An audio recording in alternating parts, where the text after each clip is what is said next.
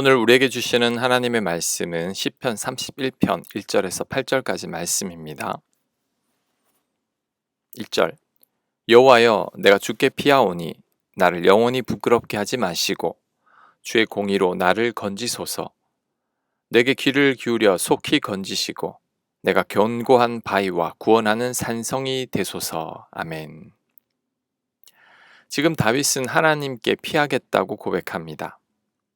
그 어떤 것도 의지하지 않고 하나님께만 피하겠다는 거죠. 다윗이 이렇게 고백하는 이유는 다른 곳으로 피해봤지만 하나님만한 분은 없었기 때문입니다. 과거의 다윗은 하나님 외에 다른 곳으로 피했었습니다. 바로 사울 왕에게 쫓겨 다닐 때죠. 다윗이 처음에는 아내 미갈에게로 피했고 그 다음은 친구 요나단과 제사장과 사무엘 선지자에게 피했습니다. 하지만 아무런 도움이 되지 못했죠. 나중에는 도저히 피할 곳이 없어서 망명까지 했지만 그것도 다윗을 안전하게 지켜주지 못했습니다. 더 이상 피할 곳이 없어서 도망간 곳이 아둘람 동굴이었는데 이곳에서 다윗은 자신을 지켜주시는 하나님을 만나게 됐습니다. 그 후로 다윗은 하나님만한 피난처가 없다는 것을 깨닫게 됐습니다. 그래서 하나님께 피한다고 고백하는 것입니다. 다윗의 시를 통해서 우리도 하나님께 피하는 것이 가장 안전하다는 것을 깨달아야 합니다. 사람에게 피해 다녀봤자 그 사람이 우리를 확실히 지켜주는 게 아닙니다. 사람은 믿을 대상이 아니고 의지할 대상도 아닙니다. 사람을 믿어봤자 실망만 하게 될 뿐이죠. 지금까지 살아오면서 사람으로 인해 실망하고 상처받은 일이 얼마나 많았습니까? 이제는 사람에게 더 이상 속아서는 안 됩니다. 또한 내가 가진 재능이나 돈이나 경험도 나의 피난처가 되지 못한다는 것을 알아야 합니다. 모든 일에는 뜻밖의 변수가 있고 내 계획대로 되지 않을 때도 많죠. 그로 인해 지금까지 충분히 고통을 받았으니 더 이상 같은 고통을 받아서는 안 됩니다. 이제 우리는 하나님께 피해야 합니다. 하나님께 가장 우선적으로 피해야 합니다. 특히 하나님께 피하고 있는지 다른 곳으로 피하고 있는지는 내가 제일 잘 압니다. 환난 가운데 제일 먼저 생각나는 대상이나 사람이 무엇입니까? 그것이 바로 내가 피하는 곳이죠. 그것이 사람일 수도 있고 돈일 수도 있고 야곱처럼 자신의 깨와 수완일 수도 있습니다. 하지만 그것이 나의 안전한 피난처는 절대 아닙니다. 우리는 환난 가운데 다윗처럼 하나님이 먼저 생각나야 합니다. 하나님께 피하며 하나님께 기도해야 합니다. 다윗도 하나님께 피하며 기도부터 했습니다. 오늘 시편 1, 2절에도 보면 자신을 건져 달라고 기도하고 자신에게 귀를 기울여 달라고 간구하고 있습니다. 우리도 이처럼 하나님께 최우선적으로 피하며 기도부터 해야 합니다. 그것이 하나님을 나의 피난처로 삼는 것입니다. 이렇게 우리가 하나님께 피할 때 하나님은 우리를 반드시 도와주십니다. 나를 사랑하사 당신의 전부를 주신 분이 우리 하나님이시기 때문이죠. 그만큼 우리를 사랑하시는 하나님이시니 우리가 하나님을 찾을 때 반드시 응답하십니다. 지금 혹 어려운 문제 가운데 있습니까? 그렇다면 내가 지금 어디로 피하려고 하는지부터 잘 성찰해 봐야 합니다. 그 대상이 반드시 하나님이어야 합니다. 다른 그 어떤 것도 결코 우리의 피난처가 되지 못합니다. 하나님만이 우리가 피할 곳입니다.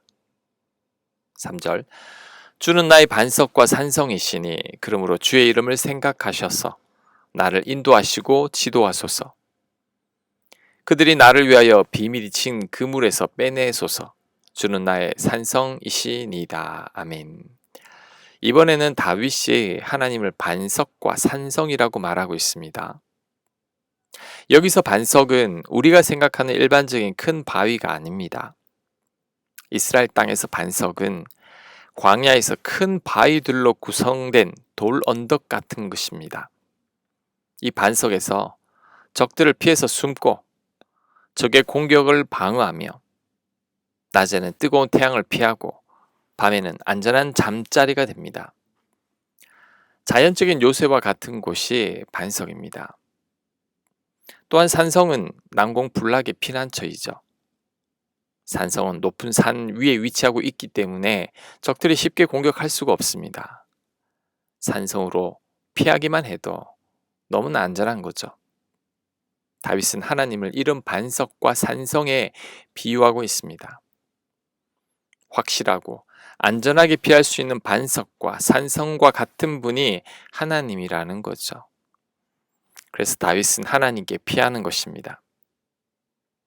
하나님은 우리의 확실한 반석과 산성입니다. 우리가 가장 안전하게 피할 수 있는 곳이죠.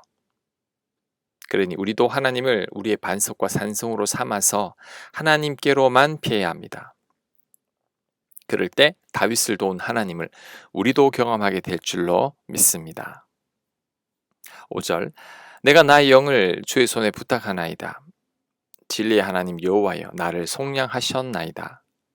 내가 허탄한 거짓을 숭상하는 자들을 미워하고 여호와를 의지하나이다. 내가 주의 인자하심을 기뻐하며 즐거워할 것은 주께서 나의 고난을 보시고 환난 중에 있는 내 영혼을 아셨으며 나를 원수의 수중에 가두지 아니하셨고 내 발을 넓은 곳에 세우셨음이니이다. 아멘. 마지막으로 다윗은 믿음의 고백을 하고 있습니다. 자신이 환난 가운데 있지만 하나님께서 자신의 환난을 아시고 원수의 수중에서 건져 주실 것이라고 고백합니다. 특히 8절은 내 발을 넓은 곳에 세우셨다고 고백하고 있는데 이것은 과거형이죠. 5절도 과거형입니다. 하나님께서 과거의 자신을 환난과 원수의 손에서 건져 주셨음을 다시 기억하면서 믿음의 고백을 하고 있는 거죠. 다윗의 시를 보면 대부분의 시가 이렇게 마무리됩니다. 처음에는 다윗이 고통에 대해서 하소연을 하죠. 그러다가 마지막 부분에 가보면 항상 과거에 베푸신 은혜를 떠올리며 믿음의 고백을 합니다. 그러면서 하나님께 감사하고 찬양하며 시를 마무리합니다. 우리도 이런 다윗의 시를 통해서 배워야 합니다. 우리도 다윗처럼 정말 힘들 때가 분명히 있을 겁니다. 다윗처럼 억울한 고난을 당할 때도 있을 겁니다. 그때 우리의 사정을 하나님께 먼저 솔직히 아뢰야 합니다. 억울하고 힘든 나의 심정을 하나님께 토로하는 거죠. 하지만 결국에는 다윗처럼 믿음의 고백을 해야 합니다. 특히 다윗처럼 과거에 우리에게 베풀어 주셨던 은혜를 기억해야 합니다. 과거에 나에게 하나님께서 은혜를 베풀어 주셨듯이 지금도 은혜를 베풀어 주실 겁니다. 앞으로도 또 은혜를 베풀어 주실 겁니다. 우리 아버지시기 때문이죠. 십자가를 기억하는 것도 좋습니다. 우리를 사랑하사 우리를 위해 죽으신 예수님의 사랑을 기억하는 거죠. 죽기까지 우리를 사랑하시는데 왜 우리에게 은혜를 베풀어 주시지 않겠습니까? 우리는 그것을 굳게 믿어야 합니다. 그래서 다윗처럼 우리도 믿음의 고백을 해야 합니다. 괜히 의심하거나 염려하거나 불안해서는 안 됩니다. 모든 결과는 하나님께 다 맡기고 우리는 하나님을 신뢰하며 기다려야 합니다.